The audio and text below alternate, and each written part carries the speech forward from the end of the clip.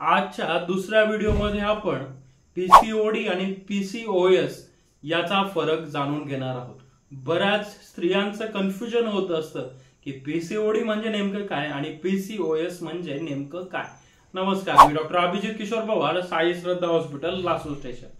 PCOD आणि PCOS जर आपण बघितलं तर दोन्ही सुद्धा हार्मोनल इम्बॅलन्समुळे आणि ओव्हरीच्या रिलेटेड असतात आणि दोन्ही सुद्धा वयाच्या 12 ते 51 वर्षापर्यंत म्हणजे मेन्स्ट्रुअल सायकल ज्या वेळेस चालू असते पाळी स्त्रियांची त्याच कालावधीमध्ये पीसीओएस आणि पीसीओडी आपल्याला हे आजार सापडत असतात।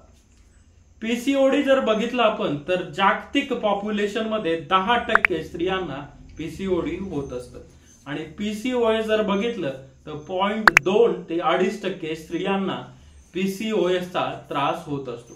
पीसीओडी म्हणजे पॉलिसिस्टिक ओव्हेरियन डिसीज आणि पीसीओएस म्हणजे पॉलिसिस्टिक ओव्हेरियन सिंड्रोम। तर पीसीओडी आणि पीसीओएस मधला जर फरक जर बघितला आपण तर पीसीओडी मध्ये नॉर्मल पाळी येत असते स्त्रियांना, एक 28 ते 35 दिवसामध्ये त्यांना पाळी येत असते आणि त्या पाळीच्या मध्य अवस्थेमध्ये ओव्हरी मधून काही एग्स अंडे रिलीज होतात आणि ते अंडे रिलीज झाल्यानंतर ते जर रप्चर झाले तर प्रेग्नन्सी राहते आणि पीसीओडी मध्ये ते अंडे जास्त प्रमाणात रिलीज होतात आणि ते अंडे रप्चर होत नाही, तर ते हार्मोनल इम्बॅलन्स मुळे होतं। आणि हेच आपण पीसीओएस मध्ये जर बघितलं तर पाळीच्या मध्य अवस्थेमध्ये बऱ्याच स्त्रियांमध्ये ओव्हरी मधनं ते अंडे रिलीज होत नाही आणि जरी झाले तरी त्यामधनं प्रेग्नन्सी राहत नाही किंवा त्यामधनं मिसकॅरेज होत असतं।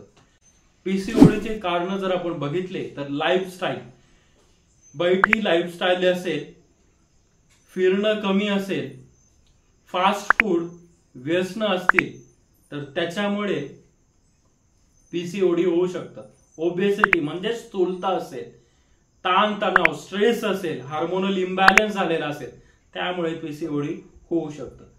आणि पीसीओएस जर आपण बघितलं तर याच्यामध्ये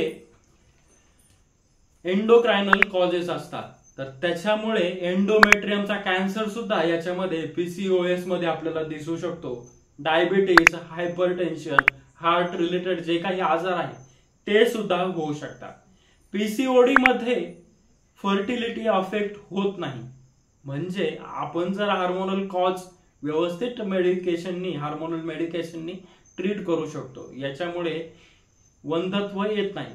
पण हे जर आपण पीसीओएस मध्ये बघितलं याच्यामुळे फर्टिलिटी अफेक्ट होऊ शकते, मिसकॅरेजही होऊ शकतं, प्रेग्नन्सी व्यवस्थित नसू शकते पीसीओएस मध्ये। तर हे दोन्ही फरक, मेन फरक आहेत पीसीओएस आणि पीसीओडी मध्ये। तर आपल्याला ह्या दोन्ही पासून जर आपलं संरक्षण करायचं असेल तर आपण काय केलं पाहिजे? तर सगळ्यात पहिलं आपला ताणतणाव, स्ट्रेस आपण सोडून दिला पाहिजे। रोज नियमित एक्सरसाइज केली पाहिजे, आपण व्यवस्थित डाएट मेंटेन ठेवलं पाहिजे आपलं, आणि हार्मोनल ट्रीटमेंट आहेत, आयुर्वेदिक ट्रीटमेंट आहेत, होमिओपॅथिक ट्रीटमेंट आहेत, तर त्याद्वारे सुद्धा आपण आपल्या पीसीओडी आणि पीसीओएस त्रासापासून मुक्तता मिळवू शकतो। तर पीसीओडी आणि पीसीओएस मध्ये आपण काय ट्रीटमेंट घ्यावी याविषयीचा व्हिडिओ आपण मागच्या व्हिडिओमध्ये याविषयीची माहिती आपण बघितलेली आहे, तर तो व्हिडिओ सुद्धा तुम्ही सविस्तर बघा आणि हा व्हिडिओ सुद्धा तुम्ही सविस्तर बघा। आपल्याला हा व्हिडिओ आवडल्यास या व्हिडिओला लाईक करा, हा व्हिडिओ माहितीपूर्ण असल्यामुळे जास्तीत जास्त शेअर करा आणि आपण आणखी माझं YouTube चॅनल डॉक्टर अभिज क्लिनिकला सबस्क्राईब केलं नसेल तर जरूर सबस्क्राईब करा।